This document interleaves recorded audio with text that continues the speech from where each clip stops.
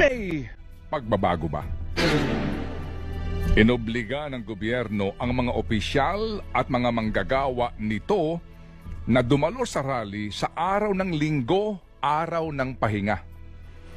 Patunay dito ang memorandum na inilabas ng kalihim ng kagawaran ng paggawa na nag-aatas, required ang ginamit na word, na magpadala ang kagawaran ng kanilang pangkat sa pagtitipon. Maging ang DSWD at DILG ay naglabas din ng memorandum na pareho po ang pakay. Ang mga kalapit na lokal na pamahalaan sa Metro Manila ay nagkanya-kanya rin po ng hakot ng mga tao. Bagamat itinatanggi po ng organizer ng rally na mandatory para sa mga kawani ng gobyerno at mga mamamayan ang pagdalo sa naturang okasyon, kung totoong voluntary ito, bakit may pa-attendance? May mga ulat pa na nagsasabing ang iba na pumunta ay naghintay ng ipinangakong ayuda, ngunit umuwing nga.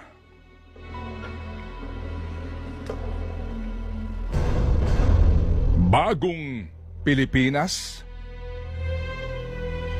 Walang pagbabago sa Pilipinas kung ang hakot system na ito pa rin ang paraan na ginagamit ng gobyerno para magkatao sa kanilang inorganisang rally. Pero sa Bagong Pilipinas daw, bawal ang waldas. Magkano po naman kaya ang naubos na pera ng bayan sa rally sa Luneta noong Linggo? Amin pong tinanong ang isang opisyal ng Presidential Communications Office o PCO kung magkano ba ang perang inilaan at ginasta sa rally. Subalit, kailangan pa raw itong i-audit para maisapubliko ang kabuuang halaga na nagasta. Kailan kaya ito isa sa publiko? Hindi ba't sa Bagong Pilipinas ang paggugol ng budget ng bayan ay bukas daw sa publiko at hindi ikinukubli? Sa Bagong Pilipinas, bawal ang waldas. Ang paghahanda, lalo na ang paggugol ng budget ng bayan, ay bukas sa publiko at hindi kinukubli. Walang parte nito ang kinukupit o sinusubig. Habang hindi po tuwirang masagot ng Presidential Communications Office kung magkano ba ang perang nakalaan at nagasta sa kick-off rally na ito, sa tulong po ng Vera Files, natuntun namin ang paanyaya para sa bidding ng mga gastusin sa Bagong Pilipinas launch. Para po sa pagbili ng aprons, 949,600 pesos. Bowlers, 949,500 pesos. Caps, 948,000 pesos.